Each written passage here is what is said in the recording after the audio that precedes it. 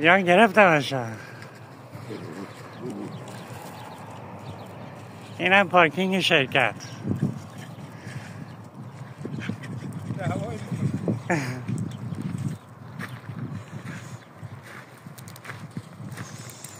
شرکت شنزا. این یکی از این پارکینگاشه که امروز جمعه تعطیله.